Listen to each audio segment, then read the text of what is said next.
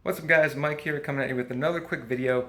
This time I decided to go on a winter hike tomorrow, but instead of going out and filming it and doing everything like that, which I still will do, this time I'm actually going to go through and give you a look at all the gear that I'm going to be bringing with me, sans my camera, sans the food. I'm not going to show you that stuff, that's not really relevant. The main reason I want to show you this is because there's been a lot of news about hikers out in the White Mountains lately, even experienced hikers that have unfortunately passed away being up there. And I don't necessarily know or mean to say that they were unprepared per se, because I mean, anything can realistically happen while you're out there, even if you're the most prepared. However, being prepared can lessen that quite substantially. So I just wanted to go over some of the stuff that I'm going to be bringing with me. You'll see that I tend to bring maybe two of just about everything with me. So I have all my gear here that I'm bringing. I'm spreading out on the floor here. I'm going to flip the camera around and then go through that stuff so you guys can see it, and it can get you some ideas of what you should bring when you're going out on a winter hike.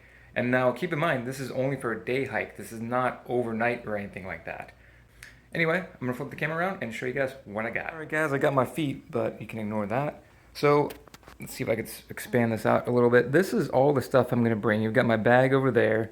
You've got my clothes, and essentially this is gonna be related to clothes for the most part, because I think this is what a lot of people either don't know or slack off on. Everybody's gonna bring food and water, I'm sure, at least I hope they would.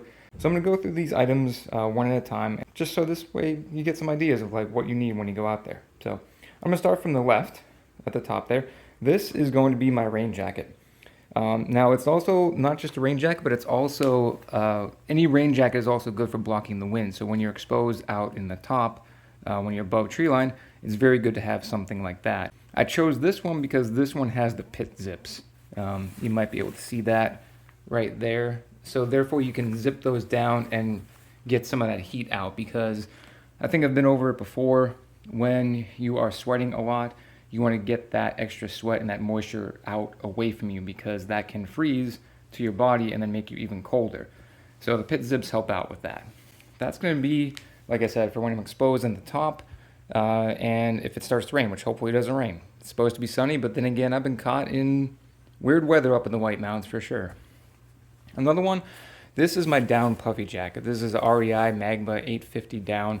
Got it on clearance. It's a great jacket. It will keep me very warm. The trick with down jackets are, though, they can't get wet, so you can't wear them all the time. So when you're moving up a mountain and you're sweating a lot, you can't really utilize these jackets because your sweat will get in them. It'll get the down that's in there. Also, it will lose its insulation capabilities. So I use this for when I'm standing still. So if I'm taking a break at the top of a mountain, eating some food, or just enjoying the view, that's what I use this for. So onto the gloves. These are new for me. I had biking gloves before, but I got these on a clearance sale. So this will be my first time with them. I'm not 100% sure how warm they will be. There's some Gordini ski gloves. They have a liner on the inside. You can kind of see that. And then they have this outer layer, which is a little bit weather resistant, and some leather. So I'm hoping they'll be warm enough, but I think because of the outer layer and the liner, I'm also bringing another pair of gloves, which I did try to fit these gloves in there in my hands, and I can't actually do that, so they'll be super warm with all that stuff on. And as I just mentioned, I have a second pair of gloves. I'll probably start off with these, as same thing with your body. Your hands can get kind of warm when you're moving up and around. So I bring a light pair of gloves, and I also bring a heavy pair of gloves with me. Okay, now after the gloves, I've got the hats. So I'm going to bring two pairs of hats. I have my Under Armour hat here, which will probably be the heavier hat, I would say. But then I also have this one, which is a skull cap hat. This was from Performance Bikes. For how light and thin this thing is, it keeps your head really, really warm. It's like a fleece one. And this does a really fantastic job. And then I can always put the Under Armour hat on top of this one as well to make it extra warm. Going on to socks, I'll get my finger out of the way. Going on to socks, I've got the Darn Tough socks. These will be my extra pair that I'll bring with me just in case my feet do get wet. I always bring an extra pair of socks. These are the ones I'm just going to be wearing. They're smart wool. Oh wait, are they the smart wool? Yeah, these are the smart wool. I also have some Pearl Izumi ones. Wool socks, just to keep my feet warm. I guess we'll go on to the rest of the body now. So this is my thermal. This is basically my base layer. This was a running jersey or running base layer because I got it used at like, not used, but I got it at like a Marshall store. So I always like to have like a nice base layer. And oftentimes when I'm climbing up the mountain with the backpack on, I'm pretty much almost just in the base layer. I don't even put the mid layer on, which is this one down here. Just because you get so warm climbing up the mountain with, that backpack on. Don't mind the laundry racks. But with that backpack on and all the camera gear, it can get pretty warm pretty fast. Usually you do not want this to be cotton. I shouldn't say usually. You never want that to be cotton. You want that to be some sort of spandex or polyester to wick away the moisture from your body. In case I start getting a little bit colder, like maybe the pace is going a little bit slower, but I'm still working pretty hard, but not hard enough to heat myself up, I've got a nice mid layer here. I really like this jacket. It has these this grid-like pattern, which is supposed to help keep heat in there. It's kind of like little fleece-like grid lines, but in between the grid lines there's not the fleece layer, so it actually kind of like vents some of your heat as well. And I always want something that wicks away moisture.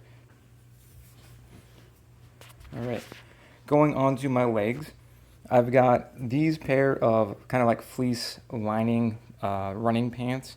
They're also moisture wicking.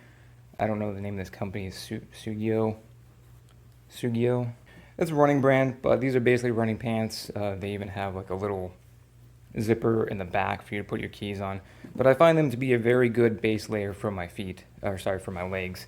So I often wear those, mostly because I don't have a very thick pair of winter hiking pants. I don't have like ski jacket or ski pants or anything like that. So basically just wear the pants that I have in the summer as well, which is these, right now this is the Prana, I think this is the Prana Hall pants. I forget exactly what they are, but I really like these. They're good summer pants. They're quick drying. They do wick moisture away. They have the buttons here so you can kind of fold up the pants at the bottom if you're getting pretty warm, which probably won't be the case in the mountains tomorrow. But I really like those pants. They're good to have. And these two combined, I've had plenty of luck with. So you will notice that the one thing I'm missing, for the most part, is a nice pair of rain pants. Or they do a similar thing that the rain jacket does to your upper body. So it's essentially to protect from the wind and also to protect from the rain if it is raining. Most importantly, it's the wind, especially if you're above tree line. I don't think I'm going to be above tree line that much, so I won't be exposed that much. I might only have a little bit of exposure at the top, so it won't be that bad. If I was doing like an all-day traverse or something like that, like doing a presidential loop, maybe it would make more sense to have wind pants because you're exposed to the wind all the time. And that's one of the things that you just have to be aware of when you're out there. You have to know the trail, you have to know what you're going to be exposed to, what the elements are roughly going to be like. And in this case, I think I could get away with it. I have the past couple times I went up to the White Mountains. All right, let's get back to the gear. Okay, moving on from the pants, I've got my gaiters. These are Outdoor Research. I think these are the Gore-Tex gaiters. Yeah, Gore-Tex gaiters. I like them a lot. These are probably a really good buy. I don't know how much they were. I think they were like $80 or something like that, but they were totally worth it for sure. And then speaking of that, along with the gaiters, I also have my micro spikes. Once I put them on, I usually don't bother taking them on and off all the time because that gets kind of annoying. So the downside to that is these spikes can wear over time, especially when you're not stepping on ice or snow or anything like that. The world of difference this makes between being on ice without them is 100% worth it. Get yourself a great pair of these. It's worth it. I equate that to putting snow tires on your car. And if you've never experienced a car running with proper snow tires in the snow versus one with all seasons, and that's what I kind of equate this to. All right, so onto that, I bring some of this extra stuff. I always bring 2 pairs of toe warmers and 2 pairs of hand warmers. Now, you might not know this, and maybe you do, but the toe warmers, if you only bring one, there's a chance that these might not necessarily work. They rely on a chemical reaction. It could be potential chemical reaction with oxygen, so that's why they're packaged like this. But I always bring 2 pairs because there's a chance that maybe the mixture was wrong, or maybe there's a hole in one of the bags and you didn't realize it. And plus, they're light enough and they're easy enough to pack that you don't really have to worry about it. I mean, I think it's fine. I think you should always bring at least 2 pairs of those. And then along with that, my last thing for you today is the insulated boots that I've got. These are the Oboz Bridgers. I think they're called the Oboz Bridgers. I think these are the 6-inch ones. But yeah, I like these. They're insulated with, I forget if it's 300 M insulate or something like that. I don't remember. But these are really warm. These are the ones I wear when it's really cold outside, and it's going to be about 15 degrees at the mountaintop. I think that is about it for all the gear that I'm bringing with me on my hike. Alright guys, so that's all the gear that I am bringing with me on my hike up to the White Mountains tomorrow. One thing you will notice, and this is probably, maybe it's more controversial than it should be, is snowshoes. I don't have a proper pair of snowshoes. Now I want to get a pair, but up in the White Mountains they don't require you to have snowshoes. I believe it's out in the Adirondacks. I think it's the Adirondacks, where you actually have to always have a pair of snowshoes on you. Otherwise you get fined. But you also have to bear in mind, not everybody has several $100s to make snowshoes. The snowshoes, I think they are worth having, but I don't necessarily think those are a 100% you have to absolutely have them out in the winter, otherwise you're going to die type of thing. I think the basics, the 3-layer system, having a base layer, a mid layer, and a top layer, I think that is all incredibly important and probably way more important than having snowshoes on you. And that's my take. So I hope you guys found the video helpful. Do me a favor, if you did find it helpful, drop a comment down below what you liked, what you didn't like. Also, if you're new to the channel, don't forget to subscribe.